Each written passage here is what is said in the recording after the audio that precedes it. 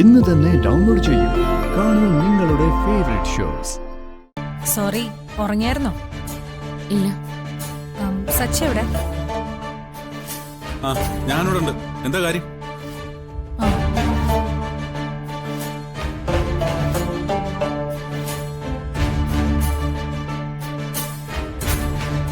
ഞാൻ നിങ്ങളോട് രണ്ടുപേരോടും ഒരു കാര്യം പറയാൻ വന്നതാ. രാത്രി നിങ്ങളെ ബുദ്ധിമുട്ടിച്ചാണെന്ന് എനിക്കറിയാം.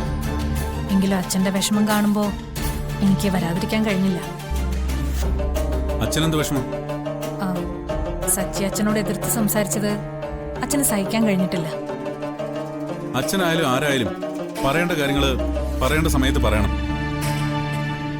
ഞാൻ അച്ഛനെ വേദനിപ്പിക്കാൻ വേണ്ടി ഒന്നും പറഞ്ഞിട്ടില്ല. ഗർഭിണിയായ ഒരു ഭാര്യയ്ക്ക് വേണ്ടി ഭർത്താവ് ചെയ്യേണ്ട ഒരു മിനിമം കടമയാണ് വളകാപ്പ് ചടങ്ങ് നടത്തുക എന്നത്. അത് വേണ്ടെന്ന് ആര് പറഞ്ഞാലും അത് അംഗീകരിക്കാൻ എനിക്ക് കഴിയില്ല.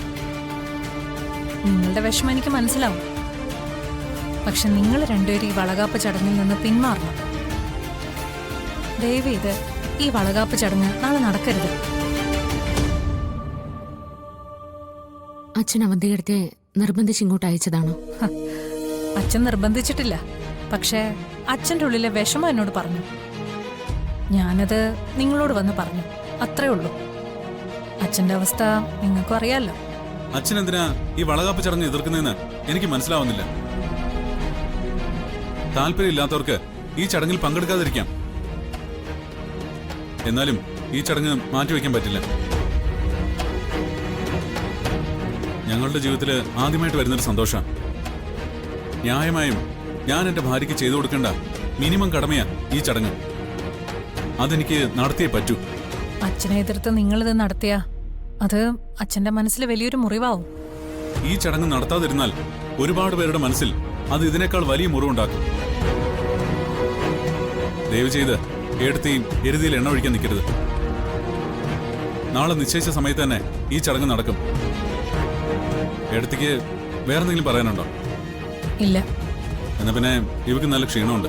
എടുത്തി പോവല്ലേ? അച്ഛനോട് ഞാൻ എന്ത് പറയണം? ഞാൻ പറഞ്ഞ കാര്യങ്ങൾ അതുപോലെ തന്നെ ചെന്ന് പറഞ്ഞാൽ മതി. അപ്പൊ ശരി, ഗുഡ് നൈറ്റ്.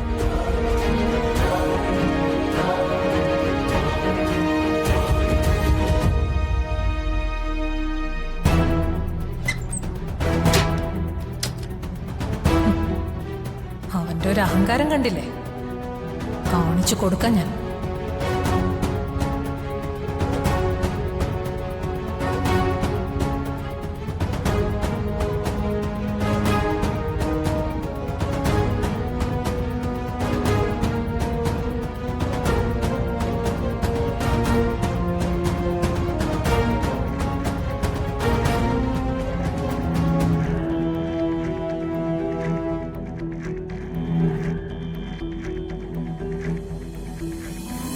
താൻ വിഷമിക്കണ്ടോ?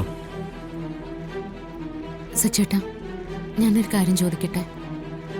നമുക്ക് ഇതേപ്പറ്റി ഒന്നുകൂടി ഒന്ന് ആലോചിച്ചിട്ട് പോരെ? അതിന്റെ ആവശ്യമില്ല. താനെ ഒന്നും ഓർത്ത് വിഷമിക്കണ്ട. തന്നെ സന്തോഷിപ്പിക്കാനുള്ള ഒരു വലിയ സർപ്രൈസ് ഞാൻ ഒരുക്കിയിട്ടുണ്ട്. എന്ത് സർപ്രൈസ്? അതല്ലേ സർപ്രൈസ് എന്ന് പറഞ്ഞത്.